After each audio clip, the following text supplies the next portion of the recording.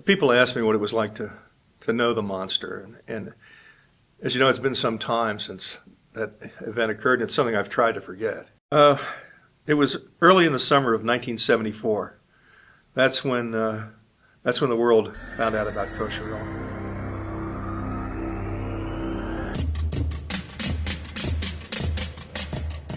During the 1970s in downtown Cincinnati, 9 wall murals were created by designers and artists to inspire the populace.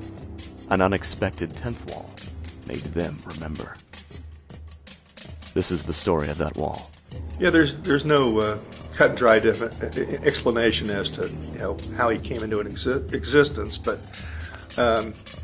some people say it was Kong that was transformed after he had somehow gotten a taste of corned beef.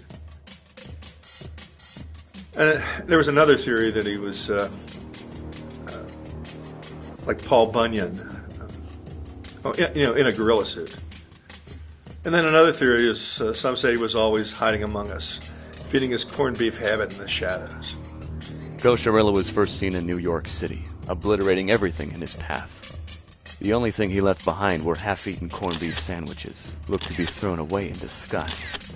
He was targeting kosher delis in search of the perfect Kaiser roll and corned beef combo. His rampage left America, more specifically the sandwich industry, in a state of complete disarray. Stock and farmers' markets crashed everywhere across the country. His path of terror spread up the eastern seaboard, through Bayonne, New Jersey, west into Pittsburgh, Pennsylvania, and to his final destination, Cincinnati, Ohio.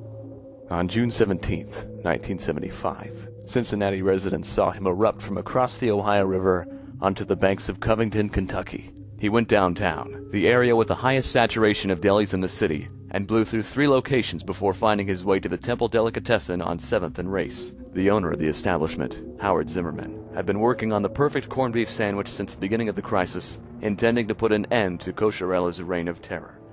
That morning, the beast smashed into the delicatessen, grabbed the sandwich, and took a bite as Zimmerman looked on in anticipation. The city fell silent. Only beastly mastication could be heard. Kosherilla put his guard down for a split second, and Zimmerman saw his opportunity. Hefting out the hardest and heaviest roll in his store, he launched it at the distracted gorilla. It was like a David and Goliath, and who would have thought that just a well-placed Kaiser roll would have stopped the beast? But, it was a hard roll. Kosherilla's rampage was over. For now. An event this momentous needed to remain in the annals of history forever.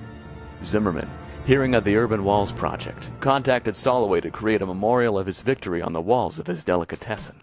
Tom Strohmaier was contracted for the project. He printed the intricate illustration on the outside of the building and bronzed the famous Kaiser roll for the display to the public inside of the restaurant.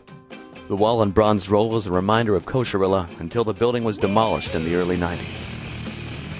Some worry the destruction of the deli and its wall mural will bring back the beast's rampage. Well, we never thought he ever existed in the first place, and it's planet Earth, so anything can happen. Just give me a minute.